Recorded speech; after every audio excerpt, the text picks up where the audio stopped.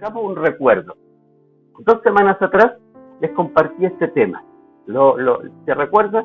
Crisis de fe, cuando lo que ves cierra los ojos de la fe. Y estuvimos justamente entrando a esta parte de la vida de un creyente, de la vida de un cristiano, porque en la vida pasamos crisis de fe. ¿Por qué lo digo? Porque es muy fácil vivir la vida cristiana acomodado a mis patrones, a mis conceptos, a mis ideas y creer que estoy agradando a Dios y creer que estoy sirviendo al Señor y creer porque no me saca de mi zona de confort, no me saca de mi zona de seguridad, no me saca de mi silla en la cual me he acomodado para ver el culto de hoy y nadie me moleste, aquí estoy. Crisis de fe, hermanos y hermanas, se vive cuando Dios viene a nuestro encuentro y Él tiene pensado realizar una tarea y esa tarea la quiere hacer contigo y a través de ti, pero se cruza con mis caminos, con mis propósitos, con mis planes y ya los tengo trazados para los próximos 10, 20, 30 años. No me saquen de este camino. Y si uno decide seguir su propio camino, entonces Dios buscará a otro, a otra, con el cual trabajar para llevar adelante sus propósitos. Entonces, estuvimos trabajando y explicando un poco esto de la crisis, que viene de una palabra que significa decisión. La crisis de fe en la vida de un creyente se da cuando tiene que tomar una decisión que no es fácil. Seguir lo que yo quiero hacer y lo que me he programado a hacer, o seguir lo que Dios me está llamando a hacer. La crisis de fe es ese cruce de camino, una encrucijada, donde uno tiene que entonces tomar una decisión. Y esa decisión es clave porque va a tener estrecha relación con mi crecimiento espiritual como creyente, con mi maduración, con el descubrir nuevas verdades o con estancarme en el mismo lugar de siempre. Y es por eso que creemos que a veces hay estancamiento espiritual, estancamiento en la vida de creyentes, porque no se atreven a seguir el camino por el cual Dios nos está llevando. Hermano, la crisis de fe se da cuando pienso en lo material, pero ¿cómo lo voy a hacer? ¿Cómo Dios proveerá? ¿Y cómo lo voy a hacer acá? ¿Qué pasará con mi trabajo? ¿Qué pasará con mi familia? ¿Qué pasa?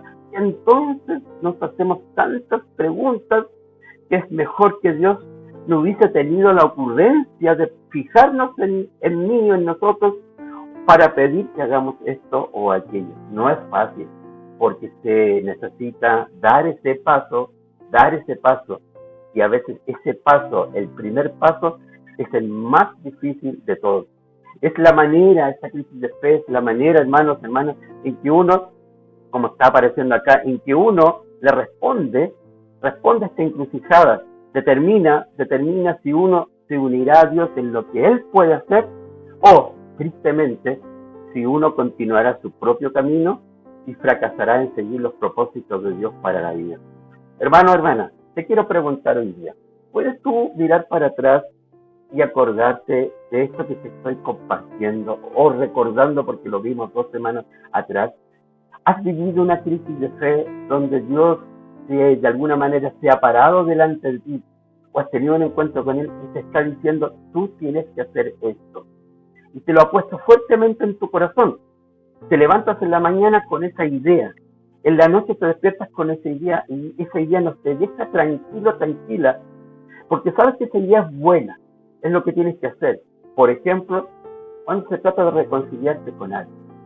La crisis de fe se da cuando Dios nos está llamando a pedir perdón, a buscar la reconciliación, el acercamiento, pero el orgullo personal es el otro camino, y el perdón, la reconciliación es el otro camino, y nos cruzamos entonces, es en ese punto, en esa intersección, donde Dios nos confronta y nos dice y nos pregunta, ¿qué vas a hacer?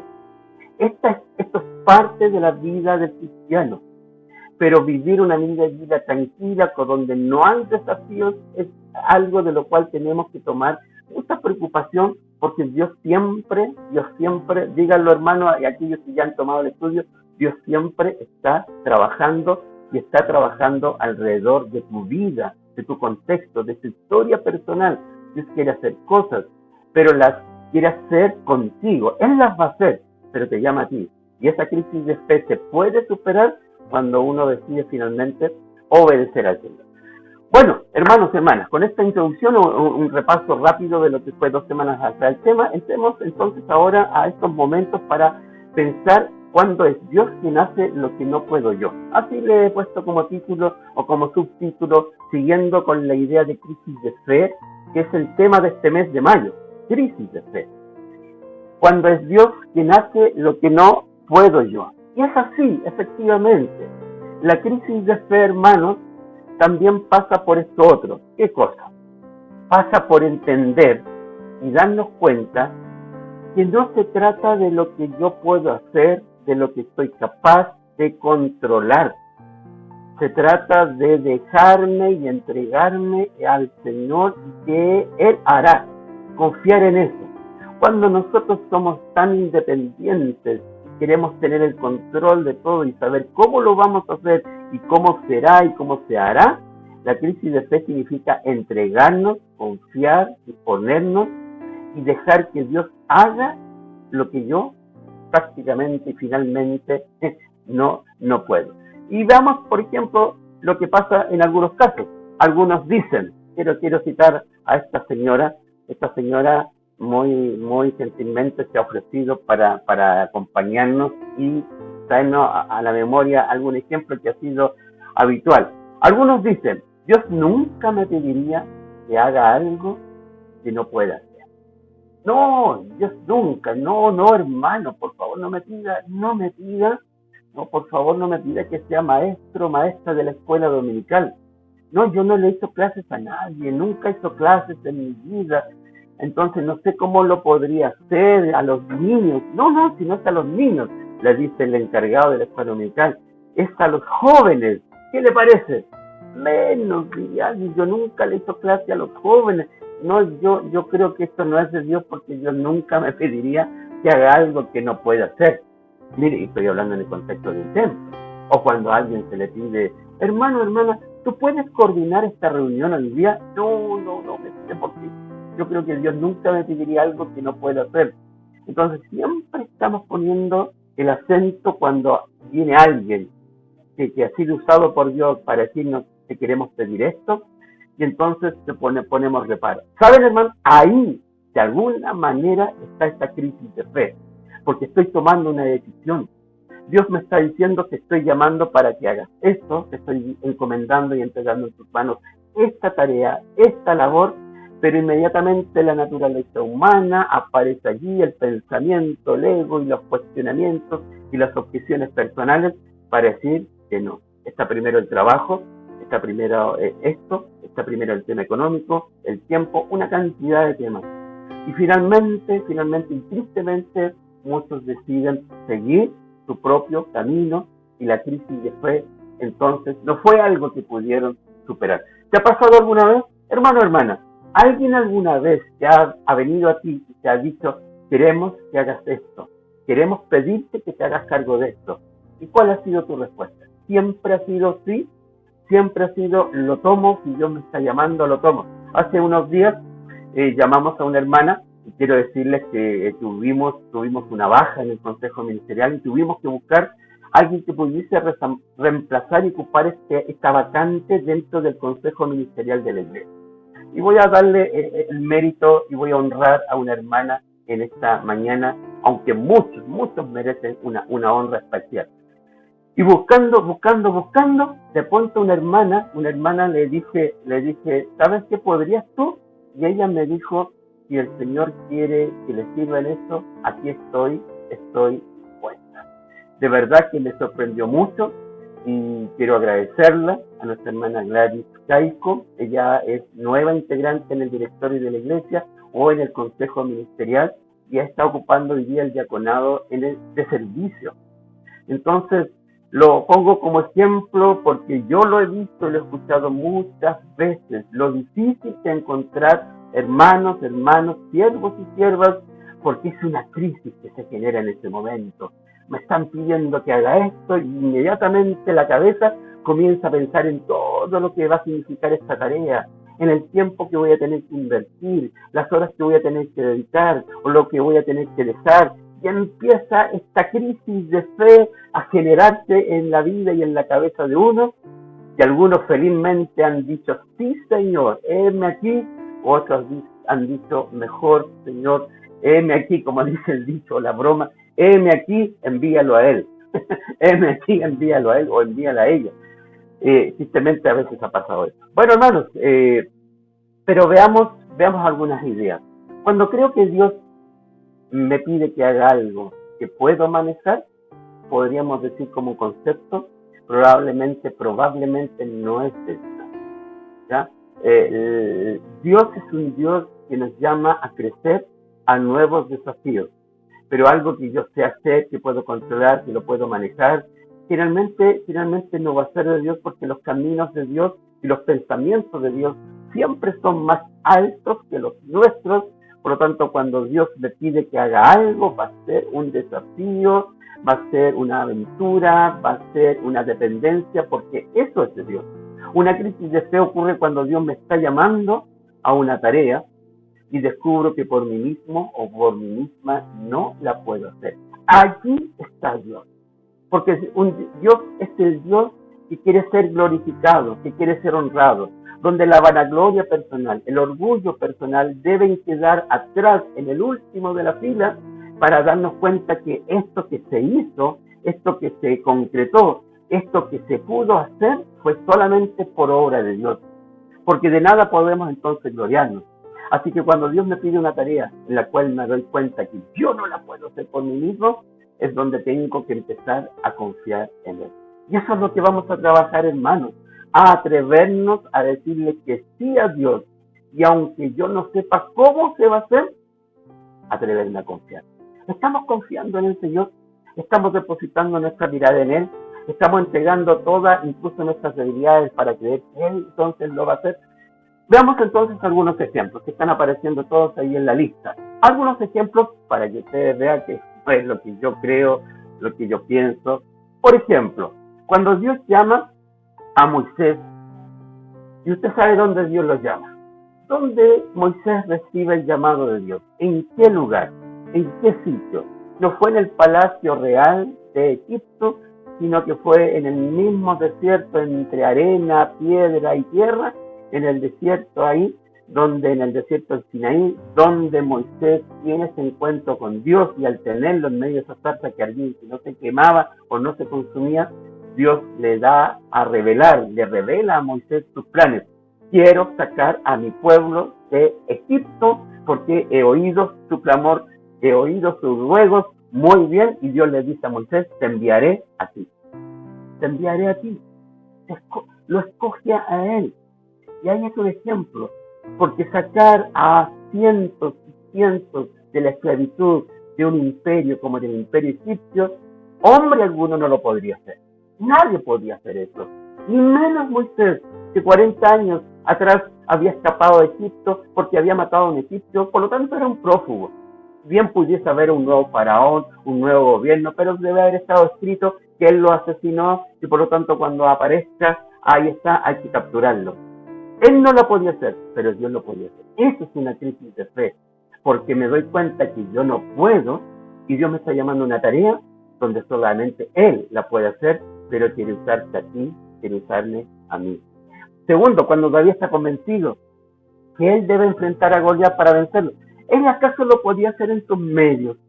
Pues tenía la fortaleza física, tenía la armadura, tenía la experticia militar para poder enfrentar a uno que sí era un militar, a uno que sí era parte del ejército enemigo. Claro que no. Cuando David enfrenta a Goliat, siendo de tan baja estatura y con textura tan delgada, evidentemente queda en evidencia que quien estuvo en esa batalla no fue David, sino que fue Dios quien peleó esa batalla, y finalmente el gigante cae derrotado. Pero ¿qué hubiese pasado con David si se va, se devuelve, se regresa a cuidar las ovejas, los animales, y no está donde tiene que estar, y no confía que es Dios quien va a pelear por él, y no confía que es Dios quien lo ha cuidado para defender a sus animales anteriormente? ¿Acaso no lo va a hacer ahora? Entonces, esto es crisis de fe, vencer el temor, el miedo, la desconfianza, y principalmente, hermanos, les digo, dejar de mirarnos a nosotros mismos, para pensar que por nosotros mismos esta obra será. Si Dios te está llamando, será Él el que hará entonces la obra. ¿Se acuerdan de Jonás? ¿Se acuerdan de Jonás? Claro. Jonás recibe entonces la encomendación para ir a Nínive. ¿Y qué pasa con Jonás en lugar de ir en esa dirección? Porque Nínive era una ciudad cruenta, mataban a sus enemigos y hacían montones con las cabezas de sus enemigos que se las cortaban. Por lo tanto, la popularidad cruenta, cruel de este país era tan conocida que seguramente Jonás pensó: me van a matar inmediatamente apenas me vean a mí, me van a juntar mi cabeza junto con las otras cabezas. O tal vez esta ciudad merece morir. Entonces, ¿cómo va a ser posible que una ciudad tan pagana, tan cruel con sus enemigos, sea capaz de escucharme a mí y que finalmente se arrepienta porque Dios va a enviar un juicio? Entonces, hermanos, la crisis de fe pasa cuando empezamos a razonar, y no significa que el cerebro lo tengamos que guardar en una caja para no pensar, sino que significa usar nuestro cerebro, usar nuestra capacidad de razonar, pero un razonamiento bajo las Escrituras, bajo la palabra de Dios, pero no un razonamiento humanista. No nos confundamos, porque el razonamiento humanista se opone al razonamiento bíblico, y el razonamiento bíblico nos dice: hay un Dios que es todopoderoso, y yo soy débil, pero cuando Él va al frente, Él pelea entonces mis batallas. Bueno, Jonás comprobó, después de una dura lección de 3 días en esa oscuridad, en ese vientre de un pez, descubre que no fue él quien lo hizo. Entró por la ciudad, predicó, el rey mandó hasta ayunar a los animales. Toda la ciudad se arrepintió. Jonás se fue a mirar a un monte, cómo pensó que la ciudad iba a ser destruida, y la ciudad se arrepiente, y Dios perdona a la ciudad. Entonces, hermano, ¿quién lo hizo? ¿Jonás? Por supuesto que no. Entonces, tiempo de empezar a confiar, empezar a dar el paso para creer que Él lo puede hacer. Último ejemplo, no, quedan 2 más. Cuando Dios le ordena a Josué que haga cruzar a los israelitas, ¿se acuerdan del Jordán? Era tiempo de desborde del río Jordán. El Jordán se desbordaba. ¿Cuándo? Cuando ya los israelitas habían cruzado el desierto luego de 40 años y estaban por entrar a la tierra prometida. ¿Por dónde vamos a cruzar? ¿Por dónde? No hay lugar. Pero, ¿saben? A los pocos minutos están al otro lado de la orilla. ¿Qué pasó? ¿Qué pasó? Cuando Dios hace la obra, es el Dios que permite que este pueblo, cientos que están acomodados a este lado, puedan cruzar al otro lado en un par de minutos, en un tiempo.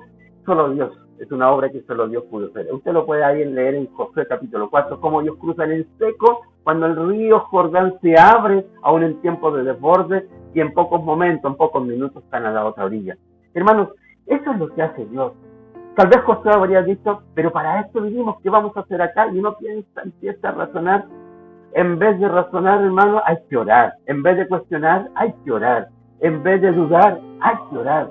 Y esperar lo que Dios va a hacer. Porque si Dios te llamó, Él lo va a hacer. Él va a abrir paso donde parece que no lo hay. Aquí tenemos otros 2 ejemplos que me ha parecido bien traerlos también para compartirlos. ¿Se recuerdan en el libro de Daniel estos 3 jóvenes cuando Sadrach, Mesach y Abednego, cuando había un edicto de adorar solo la imagen de este rey Nabucodonosor? Ellos decidieron obedecer a Dios antes que a este rey pagano allí en Babilonia, luego que habían sido exiliados, deportados a esta tierra. Son arrojados por causa de su desobediencia a este horno de fuego. Se calentó mucho más de lo normal, por lo tanto tendrían que haber sido consumidos al primer minuto, que es segundo, y finalmente sobreviven cuando ellos son entonces arrojados. Cuando Dios llama, Él protege a su pueblo. Cuando estamos bajo la cobertura de Dios, Él se hace cargo de nosotros. Cuando estamos en el centro de su voluntad y estamos haciendo lo que Él le agrada y lo que Él nos llamó a hacer, Él provee, Él sustenta, Él protege. Y me acuerdo de nuestros hermanos misioneros. Quiero rendir un honor o un homenaje a todos nuestros hermanos misioneros que han dejado su tierra, que han dejado su familia, sus parientes, su lugar, y se han atrevido a obedecer a Dios, aunque seguro tuvieron una crisis de fe. ¿Quedarse o ir? Si me voy, si voy o si me quedo, ¿qué pasará con esto? ¿Qué me sucederá a mí? Pero ellos decidieron, y ahí han visto muchas veces cómo Dios les ha guardado y protegido. Así hace Dios con los suyos a los que Él escoge. ¿Para qué? Para llevar adelante sus propósitos, sus planes, hasta que estos entonces se cumplan. Y si llegamos entonces al libro de los Hechos, cuando los creyentes fueron llenos del Espíritu Santo, ¿se recuerdan ese día? En Hechos capítulo 2, y tenemos a un Pedro que días atrás o semanas atrás había negado a Jesús y se había cobardado de reconocer que él era uno de los discípulos. Y ahora, ¿cómo es posible?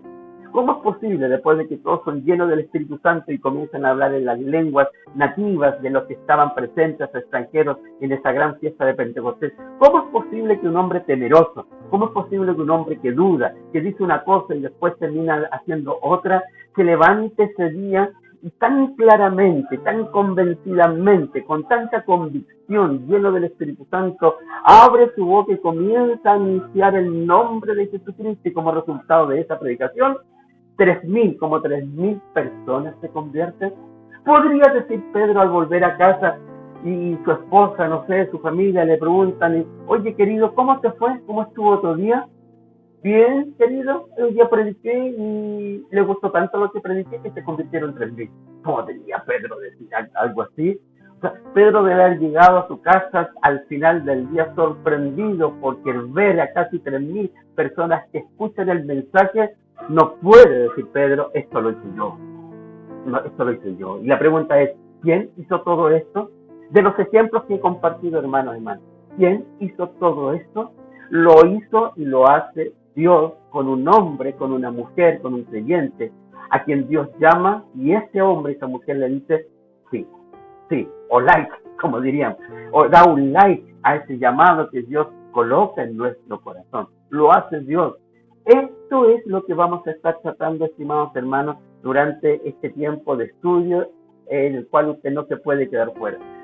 Veamos un ejemplo más, y ahí yo le pido que vaya a su Biblia. Sí, tome su Biblia porque ya la tiene que tener usted allí, porque me ha parecido no colocar el texto bíblico aquí en pantalla, porque quiero que el texto bíblico usted lo mire desde su misma Biblia, Segundo de Crónicas, el libro de Segundo de Crónicas, capítulo 20, solo del 1 al 29, no es todo el capítulo, pero quédese con ese pasaje de Segundo de Crónicas, capítulo 20, donde el rey Josafat, rey de Judá, de Jerusalén, ya del reino del sur, rey Josafat, que fue un rey bueno, que reinó 25 años en Jerusalén, en el reino del sur, es testigo de la derrota, pero no de la suya. Este texto nos habla de cuando es Dios quien pelea nuestras batallas. Mire lo que dice el verso 1 del capítulo 20. Tiene que usted tomar su Biblia porque no va a salir en pantalla. Por favor, léalo en su Biblia y voy a leer en la versión NB. Dice 2 Crónicas 21. Después de esto, los moabitas y los amonitas y algunos de los merunitas le declararon la guerra a quién. Ahí está, Josafat. Josafat era el rey. Y alguien fue a informarle del otro lado del mar Muerto y de Edom, viene contra ti una gran multitud. Ahora están en Hazezón Tamar, es decir, en Engadi. Atemorizado Josafat decidió, mire qué importante decisión, cuando se nos presenta la adversidad, la dificultad, y estamos rodeados y no sabemos qué hacer, ¿qué hace Josafat? Decidió consultar al Señor y proclamó ayuno en todo Judá. Los habitantes de todas las ciudades de Judá llegaron para pedir juntos la ayuda del Señor. Hermanos, allí está un hombre que vence la crisis de fe. Esta crisis que en algún minuto me hace pensar, ¿qué tengo que hacer inmediatamente? El uso de la razón humanista, tengo que moverme acá, desplazar acá, las piezas las voy a colocar de esta manera, en vez de ir primero a Dios. En vez de dejar que el corazón se llene de temor, ya de desconfianza, de inquietud, y perdamos la calma. Antes de perder la calma, no pierda la calma, hermano y hermana. Vea lo que vive Josafat y inmediatamente se da cuenta que tiene al lado suyo a alguien mucho más grande, y a ese alguien va a orar, va a consultarle. La palabra consultar a mí me llama mucho la atención, porque creo que es algo que no hacemos. Hacemos muy poco. Tomamos decisiones sin consultarle al Señor. y luego vienen las lamentaciones por no haberle consultado. Bueno, viene después entonces la oración, verso 5. En el templo del Señor frente al atrio nuevo, Josafat se puso de pie ante la asamblea de Judá y de Jerusalén, y ahí usted encuentra ¿qué cosa? Encuentra la oración que hace entonces, en este caso, que hace Josafat. Es una oración muy especial, es una oración muy importante, es una oración que nos deja a todos pensando en la importancia que significa poder enfrentar las dificultades y en este caso las adversidades. ¿Qué hace en este caso Josafat? Está toda la oración donde recuerda al Señor que acaso no fue Él quien los enfrentó, que no fue Él quien los ayudó en los episodios pasados.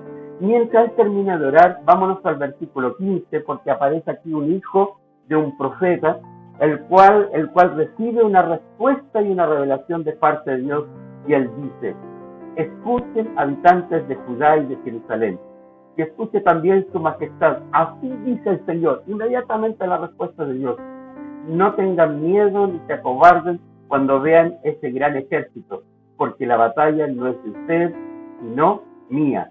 Mañana, cuando ellos suban por la cuesta de Cis, ustedes saldrán contra ellos y los encontrarán junto al arroyo frente al desierto de Jeruel. Dice el verso 17: pero ustedes no tendrán que intervenir en esta batalla. ¿Quién lo dice? Lo dice Dios. Simplemente quédense quietos en sus puestos para que vean la salvación que el Señor les dará. Habitantes de Judá y de Jerusalén, no tengan miedo ni se acobarden, salgan mañana contra ellos, porque yo, el Señor, estaré con ustedes. Hermanos, siga leyendo el pasaje, porque a continuación voy a cambiar de audífono, porque se me está acabando la batería, así que siga leyendo el pasaje, retomamos en un minuto.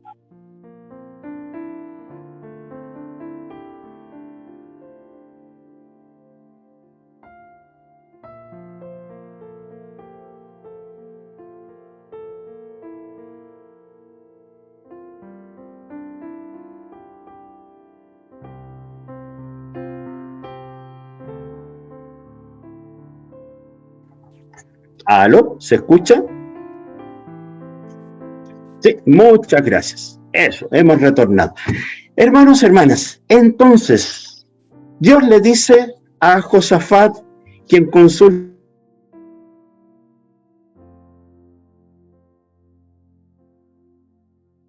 tendrás que enfrentar la pelea.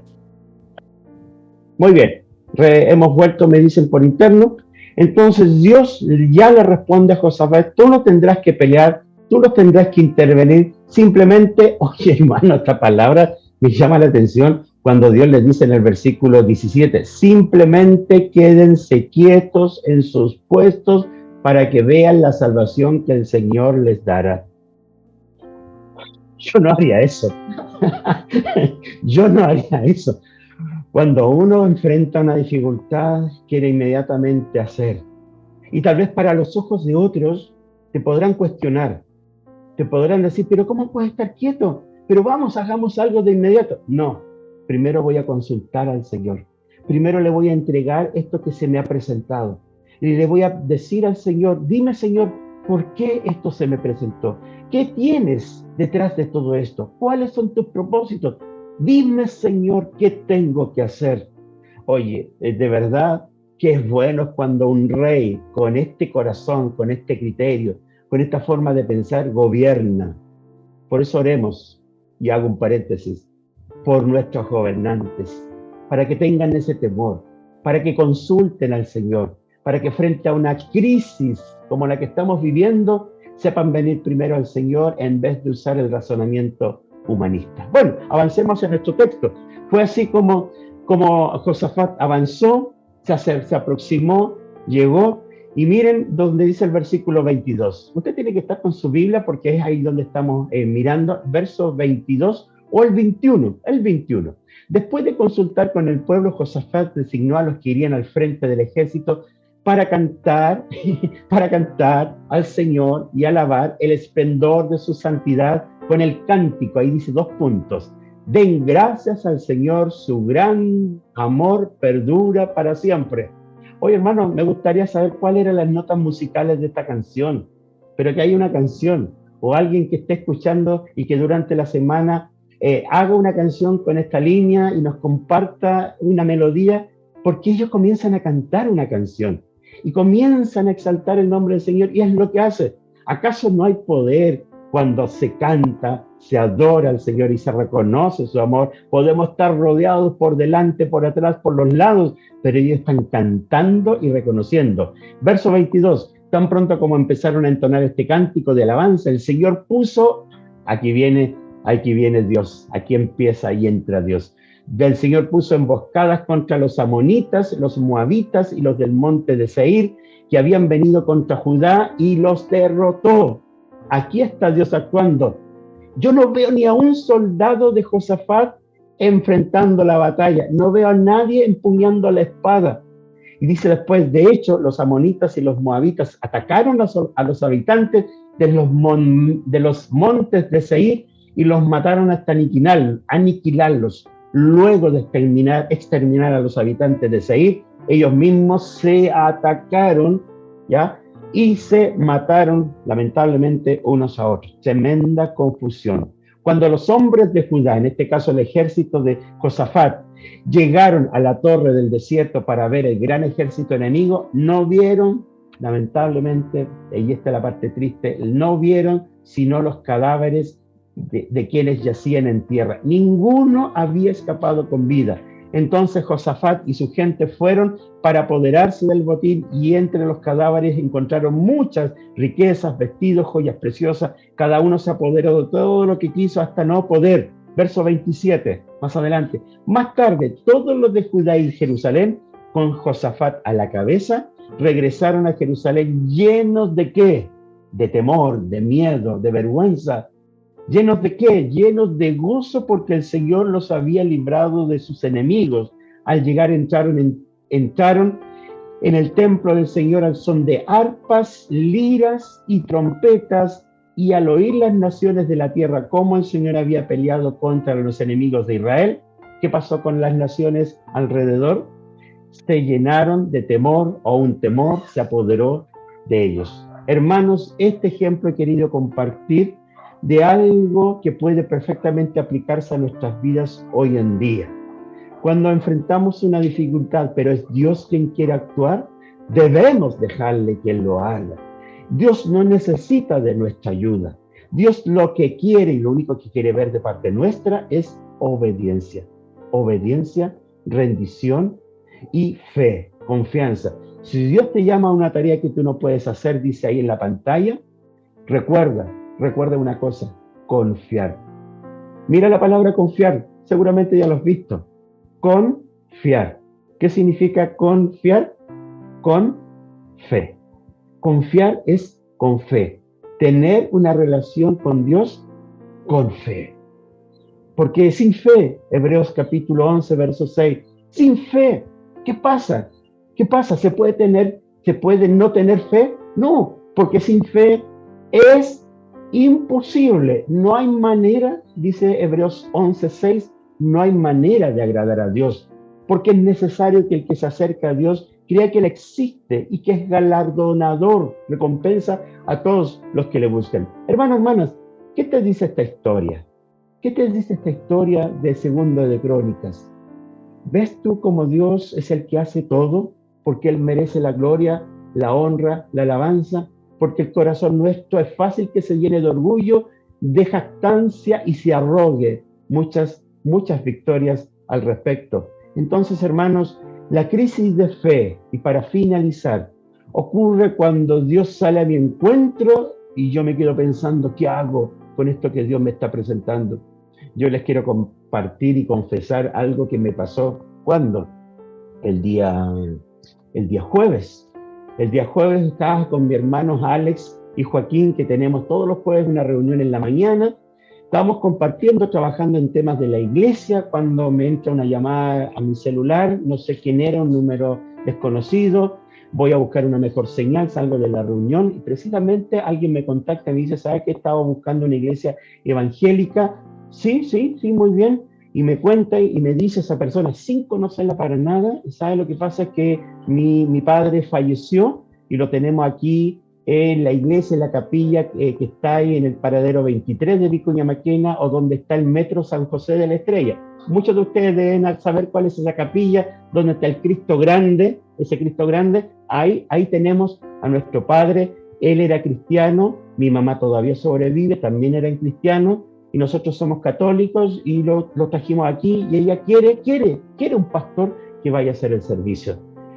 Saben, hermanos, ya, yo anoté, pero saben, mientras yo anotaba, ya le pedí los datos, mi mente, mi cabeza inmediatamente, hoy, pero tengo que hacer todo esto, estamos con esto, y si, incluso le pregunté, bueno, y él no tiene, como que no tiene pastor, no iba a una iglesia, y ellos no se harán cargo, lo llamaron, y nadie les contestó en la otra iglesia. Ya, yo tomé los datos, ya, me fui a la reunión con Alex y con Joaquín, les conté, después le conté a Pamela, mi esposa, y ya. Pero hermanos, no les niego que en ese momento viene la crisis de fe, en que uno tiene sus cosas que hacer y Dios te sale al encuentro y te dice, te necesito allá. Y más encima, ellos me dicen, y acá nos ponemos de acuerdo cuando usted venga más rato, porque quedamos a las 5 de la tarde a hacer un servicio el jueves pasado, y aquí nos ponemos de acuerdo para el otro día, para el cementerio. Más encima el cementerio en San Bernardo, no aquí cerca. Y yo estaba con un cumpleaños aquí en mi casa lleno de cosas que hacer, ir al supermercado, comprar acá, preparar. El día viernes que fue feriado, en la mañana yo tenía que estar acá para preparar las cosas, ayudar a la Pamela, en fin. Y más encima el día jueves que fue el servicio, llovía, ¿se acuerdan cómo llovía? Yo salí de mi casa y se largó la lluvia en el camino, entré a la capilla, hice el servicio, contacté a la familia y nos pusimos de acuerdo y me dijo a qué hora iba a ser en el cementerio. Y yo decía que no vaya a ser tan tarde, no vaya a ser al mediodía o a las 3 de la tarde, al otro día tengo justo un cumpleaños aquí en mi casa. Pero me dice, no, es a las 11 de la mañana en el cementerio que está allá en San Bernardo, Parque del Sendero. Así que les dije, ya, allá estamos. Hermanos, estuve en el servicio ese día, a las 5 de la tarde el día jueves. Al otro día, el día viernes 21 de mayo, a las 11 de la mañana nos encontramos para la ceremonia, los funerales en el cementerio. Les quiero decir que no me arrepiento de haber dicho que sí al Señor, porque fue una situación donde una familia necesitaba acompañamiento de alguien. Estaban solos, no tenían a nadie que les acompañara. Además, una familia que estaba enojada con uno de estos hijos que pierde a su padre, porque son 4 hijos, y uno de sus hijos, el menor, es pastor en otra iglesia, no voy a decir el nombre. Y esta familia con este pastor que era hijo, enojados, han peleado, discutido, y él vive, este pastor, con su esposa en Iquique. Viajaron de Iquique a Santiago, y el día que estábamos en el cementerio, con la urna, el féretro ahí haciendo la ceremonia, yo miré para un lado, me di vuelta para un lado, y lo vi a él con su esposa y 2 personas más a 50 metros de distancia, porque no podían compartir con la familia. En una situación normal habríamos compartido la ceremonia, el funeral, una parte la hago yo, una parte la hace él, pero él a 50 metros con su familia. Terminó la ceremonia y la familia se tuvo que hacer a un lado para que él se pudiera acercar a despedir a su padre, que ya lo habían bajado a la tierra. Se acercó, después hubo un momento en que se abrazaron, y en ese minuto Dios me dice, acércate, habla con él. Casi me voy subiendo al furgón que nos llevó adentro del cementerio, y me voy a acercar con él, y hubo un momento de emoción donde él lloró, su esposa, pudimos cruzar unas palabras, le animé para que se reconciliara, para que diera testimonio de su fe en Cristo y pudiera reconstruir esta relación con su familia. Hermano, yo iba a hacer solamente un servicio responso, iba a hacer un funeral, pero Dios tenía otros planes. Entonces comparto esto desde mi humanidad, que también soy débil y también enfrento crisis de fe, y tengo que decidir qué hacer: seguir mis propios planes y caminos o obedecer al Señor. Que el Señor nos siga hablando, que el Señor siga tocando nuestras vidas y preparando para lo que viene en los próximos días. Para ti, para la Iglesia de la Florida y para cuantos hermanos se quieran sumar a este desafío para enfrentar y superar toda crisis de fe. Quiero orar por ti. por ti, por todos los que han escuchado. Si hay alguien en estos momentos que está enfrentando una crisis de fe, Dios te ha hablado, pero de pronto nuestra agenda personal está entre medio y no sabemos qué hacer, quiero orar por ti para que Él te ayude a poder vencer ese momento y decidas obedecerle. Puedes tú llamar, puedes tú después contactarme, va a aparecer mi número de celular, mi correo, si quieres hablar conmigo, si quieres escribirme, yo me comprometo a orar por ti. Vamos a orar en estos momentos al terminar. Señor, te damos las gracias. Muchas gracias porque tú eres bueno, porque tú, Señor, eres grande en misericordia y porque sabiendo cuán grandes son nuestras batallas, tú eres el que quiere pelearlas, tú eres el que quiere sacar, tú eres el que quiere abrir el mar, tú eres el que quiere alimentar a 3.000, a 5.000, tú eres el que quiere predicarle a una cantidad de gente y que se conviertan, eres tú quien lo quiere hacer. E indudablemente que en medio de un mundo con tantas dificultades como ha sido a través de toda la historia, tú estás trabajando. ¿Cuántas cosas estás haciendo hoy día? Aquí está la iglesia, aquí estamos nosotros. Tú sabes dónde hay necesidad, tú sabes dónde hay personas que están tristes, desconsoladas, han perdido un ser querido. Tú sabes dónde se necesita palabra de consuelo, de ánimo, de aliento, acompañamiento, una administración. Usa, Señor, a todos los creyentes, a cada hermano y hermana que está hoy día conectado en sintonía, para que si hay una crisis de fe, si hay alguien que en este momento lo está pensando y no le es fácil, ayúdale, Señor, por medio de la victoria que el Espíritu Santo le dé a él y a ella, para que puedan a ti decirte, sí, Señor, voy a ir, lo voy a hacer, tengo esto, pero lo voy a hacer en tu nombre. Señor, que cada uno nos dispongamos para superar esa crisis y tomar el camino por el cual nos estás llevando. Gracias, Señor. Oro por a todos aquellos que están en esa crisis. Si hay alguien que no se ha convertido a Jesucristo, si hay alguien que ha escuchado el mensaje y no se ha querido convertir, que hoy entregue su vida a Cristo, que hoy se decida ser cristiano, que hoy se decida para que Cristo venga a su corazón y limpie sus pecados y comience una nueva vida. Si alguien está recibiendo un llamado especial a hacer algo, que hoy diga, sí, Señor, en tu nombre lo haré. Gracias, Padre. Oro y pido que sea hecha tu obra, porque como ya lo prediqué, esta no es mi obra, es tu obra. Eres tú quien lo hace. Hazlo, Señor. Gracias te damos en el nombre de Jesús. Amén.